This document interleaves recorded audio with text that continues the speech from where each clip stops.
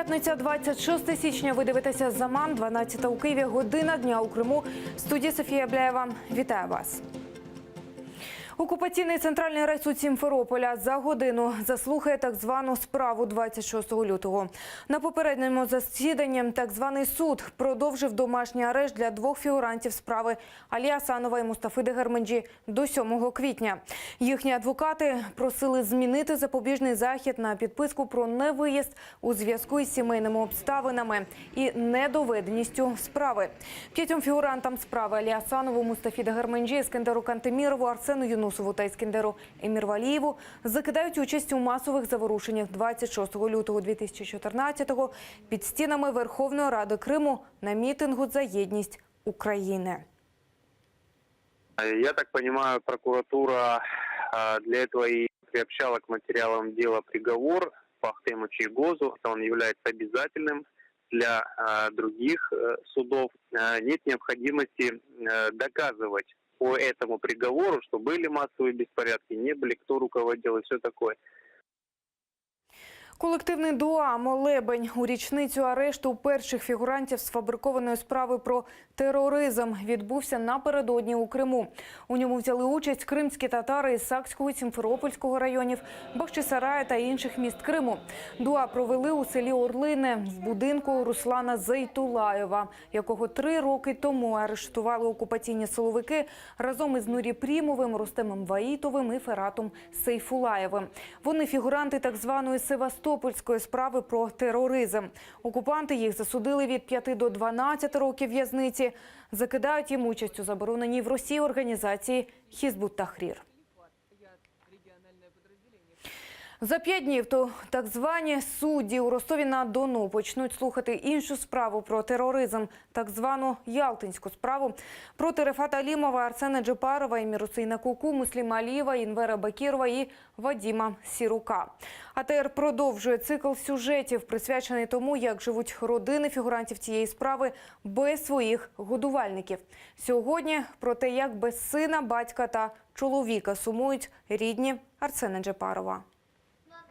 7-річна Евеліна сором'язливо розповідає про свого нового друга. Смугастий папушка – заповітна мрія дівчинки. Подарувати пташку Евеліні обіцяв батько, однак не встиг. Арсена Джепарова арештували за надуманими обвинуваченнями у так званій справі про тероризм. Та він усе ж таки зробив усе, аби здійснити мрію доньки. Я тоді хотіла сильно попугая. Вона хотіла попугая, просила у нього, що коли ти вернешся, і папа вирішив, що вернется он, может быть, не скоро, и ребенку придется очень долго ждать, и он решил ей немножко... И он от дяди попросил, чтобы купил мне девочку, попугайчика и привел сына.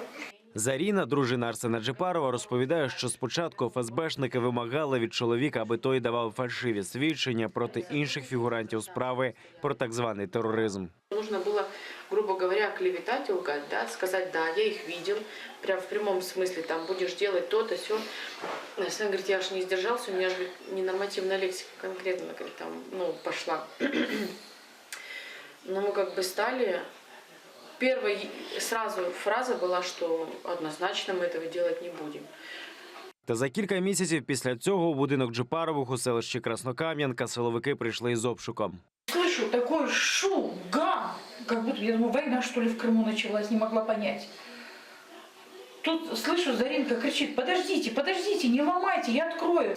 Они через сетку перелезли с 2 ломами, один оттуда, один отсюда. Арзиханум із сумом розповідає, скільки всього вдома зробив син. Ось збудований Арсеном навіс, а ось сходи та ковані перила. Мати пригадує, незадовго до арешту Арсен захопився ковальством, планував багато чого зробити, та не встиг. И вот он сделал вот этот навес, Арсен. Я говорю, Арсен, знаешь, вот вообще, говорю, было бы классно, говорю, вот здесь бы, говорю, топчан такой сделать.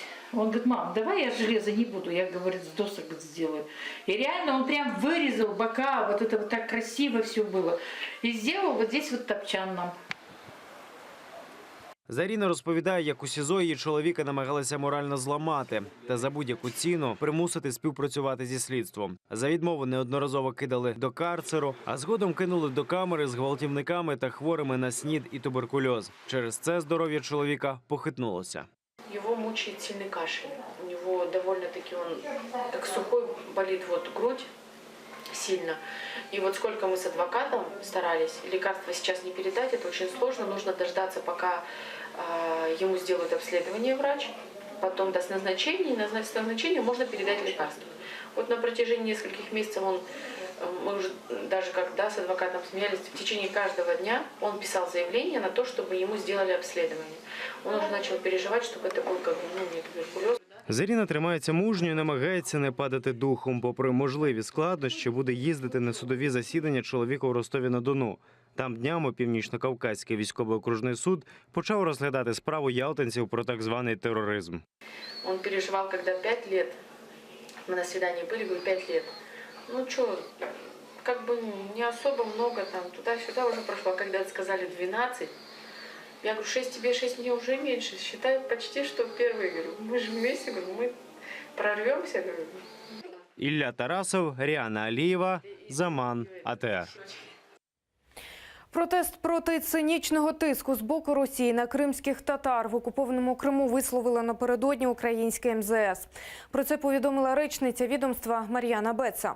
Докази дискримінації дипломати обіцяють надати до Міжнародного суду. Це стало реакцією на чергові обшуки та рішення підконтрольного Кремлю суду. Напередодні 2 кримських татар звинуватили у пропаганді екстремізму та засудили. ЕБЗР Іслямова з Ніжньогірського району підконтрольний Кремлю суд оштрафував на 2000 рублів. Енвера Кроша з Джанкою арештували на 10 діб. Голова Меджлісу Рифат Чубаров певен, обшуки – це черговий вияв тиску на корінне населення Криму, не згодне з окупацією. Российские оккупанты продолжают политику выдавливания. Крымские татары в результате такого давления они все больше объединяются возле друг друга, и люди уже все осознали о том, что лишь единство може помочь всім нам протистояти російським агресорам. Це цинічні абсолютно репресії проти як і корінного народу Криму, так і етнічних українців, які проживають в Криму. Тобто Росія намагається витіснити корінне населення з Криму і заселити росіянами. Фактично здійснюється геноцид. Це все вкладається в нашу доказову базу, яку ми потім будемо надавати в Міжнародний суд ООН, оскільки там зараз розглядається справа Україна проти Росії. На підтримку кримських татар, права яких грубо порушують у Криму, вийшли активісти на акцію у Києві. Неподалік російського посольства організація «Кримсос» проводить кілька пікетів. Для протесту вони обрали символічний спосіб – популярну в Криму форму «одиночні пікети». Більше розпитаємо в нашого кореспондента Вікторії Аблязової. Вона наживо з нами. Віко, розповідай, що тобі відомо. Вже годину триває акція під російським посольством попри холодну погоду. Сьогодні люди вийшли з плакатами, вони стали на одиночні пікети вздовж дороги. На плакатах запитання, де зникли люди з Криму. Сьогодні в рамках акції люди намагалися обрати таку відстань одне між одним, яка б за російським законодавством не вважалася масовим зібранням. Чому ж сьогодні обрали форму одиночних пікетів, ми розпитали у організаторки акції, пропоную послухати. Мы выходим в формате одиночных пикетов, потому что такие акции протеста получили такую популярность, и фактически это единственная возможность проявлять какую-то солидарность и протест на территории Крыма. Месседж этой акции, да, что за одним человеком стоят тысячи людей. За час окупації Криму зникло 16 людей. Їх справи до цих пір не розслідуються. Як розказали нам в організації «Кримсос», є дані, що цих людей викрадали або працівники ФСБ, або працівники дорожньо-патрульної станції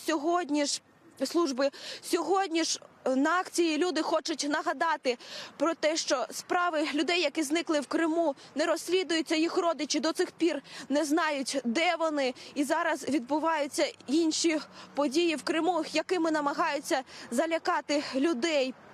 Це вже 19-та щомісячна акція, яку Кримсоц проводить під посольством Росії. Як розказали нам, таким чином вони намагаються звернути увагу і українського суспільства на те, що зараз відбувається в Криму, і дати українським медіа привід ще раз згадати про Крим і говорити про це. Поки що в мене на цьому все. Студія. Дякуємо. Це була наша Вікторія Блязова. Вона розказала про перебіг акцій на підтримку кримських татар під будівлею посольства Російської Федерації у Києві.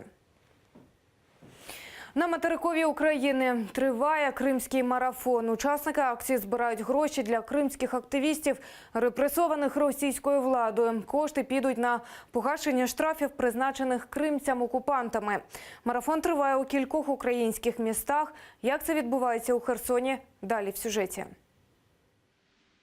Руслан – кримчанин із Сімферополя. 3 місяці тому через переслідування російською владою переїхав разом з дружиною та 6 дітьми до Херсона. Тому вирішив долучитися до акції та підтримати співвітчизників. Решил не остаться в стороне и проявить свою сплоченность со своим народом, чтобы не оставал.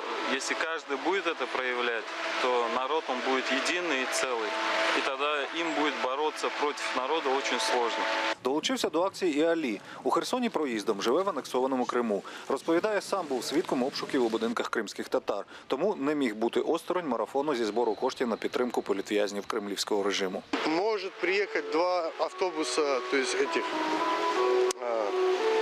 2 автобуса милиционеров, полицейских, ОМОНа, да, за одно лишь какое-то административное нарушение. То есть делают такой бардак из-за мелочи какой-то, чтобы навести шума, да, чтобы людей запугать.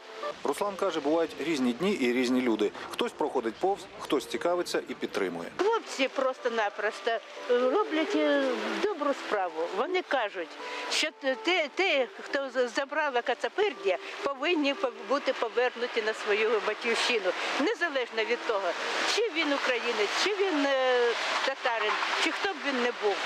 Кримчан підтримує весь український народ. Я вірю, що дуже скоро Крим буде український. Він є український, але він буде український. Перемога буде за нами. У Херсоні акція триватиме до 30 січня. Зібрані кошти передадуть репресованим Росією кримчанам для сплати накладених на них штрафів. Євген Кучеров, Заман, АТР. Лідери кримських татар вчергове закликають бойкотувати вибори президента Росії у Криму, заплановані на 18 березня. Цей день окупанти обрали не випадково. Це 3-я річниця так званого дня приєднання Криму до Росії. Нині на анексованому півострові триває активна пропутінська пропаганда.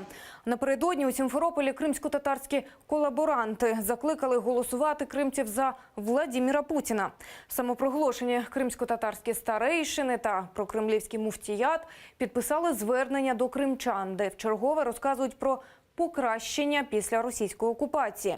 Віце-президент Всесвітнього конгресу кримських татар Ленур Ислямов звернувся до кримських татар, які мешкають на півострові. Все, что происходит, и все, что там заявляют ставленники Кремля, которые сейчас там остались, неважно, какой они национальности, они все, как гавкающие шавки, абсолютно никакой роли не играют. В общемировом, не только даже в общекрымском масштабе, они никакой роли не играют. Это просто телевизионная картинка, которая должна на кого-то сработать. Чтобы в Москве увидели и какой-нибудь там обязательно там какой-то маленький тортик или кусок пирога какой-нибудь им насыпали. Раніше голова Меджлісу Рифат Чубаров та лідер кримських татар Мустафа Джемілєв також закликали кримчан бойкотувати майбутні вибори президента Росії.